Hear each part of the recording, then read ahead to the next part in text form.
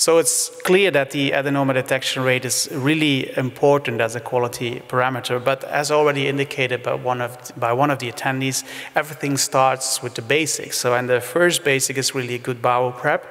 So I think as a parameter, it's also important to indicate that bowel prep in your colonoscopy report, and you want to have a bowel prep that looks like this, and not like that. So this needs to be standardized. Because if you have a poor bowel preparation, it's really already shown that this impedes the quality of your endoscopy. Not only becomes it more difficult, the time to reach the cecum is significantly increased, but also the detection of polyps of any size and significant lesions is significantly lower in comparison to when the bowel prep is really good and sufficient. And it's clearly stated in the guidelines now, according to 5 meta-analysis, that a split-dose PEG solution has a better cleansing effect, and this is now recommended as such by the ESG guidelines. And important is also to know that the delay between the last dose of bowel prep and the colonoscopy should be minimized to no longer than 4 hours. So you can talk on this for 10 minutes if you want, but I'm not going to do that. A second important thing is obviously the optimal technique. You need to spend time to look. You need to insufflate enough. This study from James East showed that the adenoma detection was improved by better luminal distension, and obviously other issues like sufficient withdrawal time, searching the folds where you really kind of make circling movements while you go back, and sufficient patient sedation, use of carbon dioxide, and antispasmodics can improve your quality and adenoma detection. So this brings us to the top of this quality pyramid. And actually, one of the things that really works to increase your detection is classical chromoendoscopy. There's now a meta-analysis available showing that this increases the number of patients with at least one neoplastic lesion with an odds ratio of 1.67 and with 3 or more neoplastic lesions. And although this has been shown, nobody is doing it. Another indication where this is clearly shown and indicated now is the screening in long-standing ulcerative colitis, where there's an increase of 44% in detection of neoplastic lesions, and especially for flat lesions, there's an increase in detection of 27%. So, but why are we not using it? Well, it's usually perceived as quite time-consuming and cumbersome in terms of spilling on the floor in your clothes. So there's a lot of hope that we can use these digital enhancement techniques. And iScan is one of them, and it consists of 3 different features. The first one is a surface enhancement, where you got a digital enhancement of the edges, and the folds and elevated structures or abnormalities, and the vessels appear more accentuated. And this now corresponds to what we call the iScan 1 feature. Then there is a tone enhancement that digitally alternates discrete parts of the light spectrum, and it will enhance also the vessel and the mucosal structure, and is incorporated in the iScan 2 feature, more particular the C tone enhancement stands for colon at that time. And finally, the contrast enhancement adds some blue color so that the folds and the edges become darker, and this is usually added in the iScan 3 feature. So what can we do with this? There's a nice study from a couple of years ago coming from Arthur Hoffman and Ralph Kieslich, where they randomized 220 patients between standard video resolution endoscopy and high definition with iScan 1.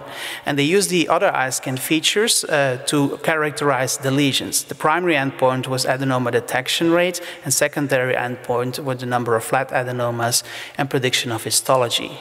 And these are the results. As you can see, there was a significant difference between standard resolution and high definition with iScan, 38% adenoma detection rate versus 13%.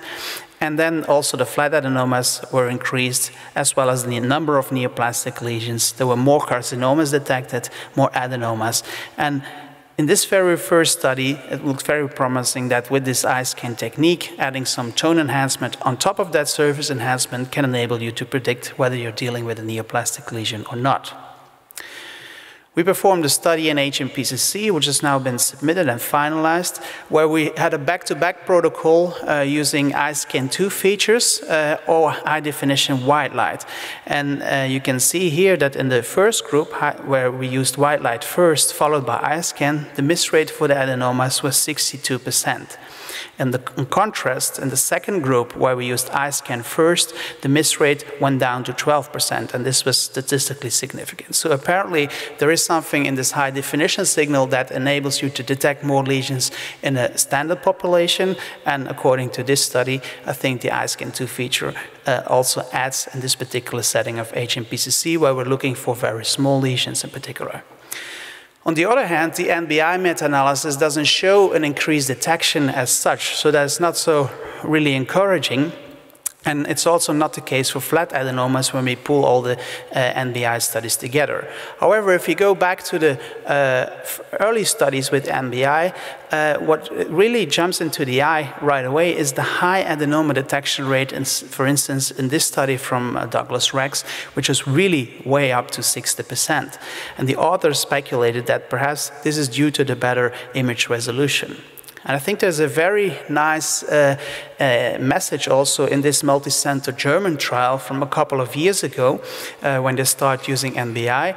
They had a trend to better detection in the NBI mode, but actually what they could find was some kind of a training effect. So you can see here in blue the adenoma detection by NBI, which appeared to be higher in the beginning of the study in comparison to the white light group. But actually the white light group became as good as the NBI group. So actually by using this NBI technique and probably by applying it and in the screening setting where you are going to look differently at a colon, you will be able to detect more lesions. What about cap-assisted colonoscopy? This first meta-analysis showed some slight increase in the adenoma detection rate when used caps. However, two major studies were not included in this meta-analysis, and they were purely randomized controlled trials, so not back-to-back studies. And it showed that it shortens and facilitates the introduction with less discomfort for the patient, but it did not improve the adenoma detection rate. And now we have a new meta-analysis available, a very recent one, showing actually no significant improvement in any polyp detection. And as for the adenoma detection, there's only one study that is positive for an increased adenoma detection, and the pooled data don't show a significant improvement.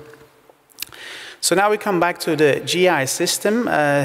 Professor Santo will add more onto that, but just briefly, it's a system that consists of a compliant balloon that can be inflated at the tip of the endoscope, and that helps to straighten out the colon folds. And actually, I've been using it now for a couple of weeks, and what it does, it slows you down when you try to pull back because there is some resistance. So I think this is one of the mechanisms why it may help also to detect more polyps, because it stabilizes you in the colon and you don't have these so-called skipped areas in between. And I come back to another study from last year at DDW, where they enrolled 106 out of 126 patients in two groups, a white light endoscopy group first, followed by GI, and the other way around. And you can see here that in the first group, 21 adenomas and 30 polyps were detected, and GI detected an additional 30 polyps and 17 adenomas. The other way around, there were only 3 additional polyps with white light endoscopy and 3 adenomas. If we summarize the data, you can see that the adenoma detection rate was significantly higher in this study for the GI system, as well as was the polyp detection rate. And you can see that even importantly, on a patient level, there were 8 additional patients with polyps detected and 3 with adenomas. And the adenoma miss rate calculated was 7.5% for the first group and 45% for the second group with white light endoscopy first.